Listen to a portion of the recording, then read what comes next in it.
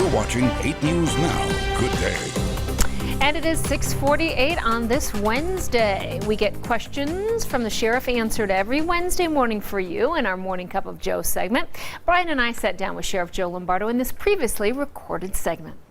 Joined here for Morning Cup of Joe. We have a lot of questions to get to. Let's get right into it. First, hearing Sheriff from Annie Romero.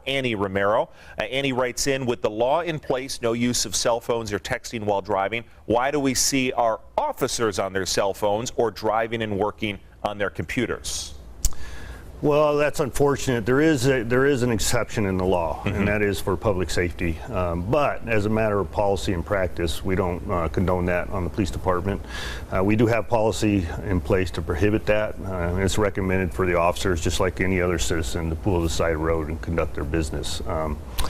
But there is an exemption in place for public safety because of the need for that communication, expedite it. Certainly. Per se, and we get a lot of our information associated with the calls we respond to via the computer system within the car. Just to clarify, that screen, the computer system in a squad car, they need to use that. Yeah. So I mean, because it updates the calls as they're going to it, and it may be critical information they're receiving on en route to the call. Yeah, so. Makes good sense. Thank you, Sheriff.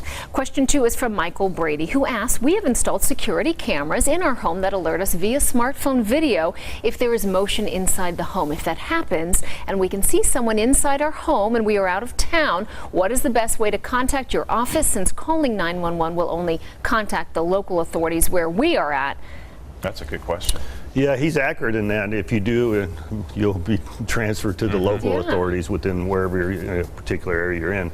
But you use the general number, 828-3111. You call and we'll go out and evaluate the situation at their house. Because, he's right. There may be an incident taking place. The individual knows they're out of town, so a burglary is taking place. So we're more than happy to respond to those type of calls. 702-828-3111. All right. Okay. Get that memorized. Jeannie writes in with our third and last question. Are police now responding to non-injury car crashes? She probably hasn't been a victim of an accident. So yeah, it's been over. It's at the beginning of the year we went back to that policy. We tested it out, our other response, because of resources and various reasons, and it's better business going back to responding to accidents. So yeah, we are doing that.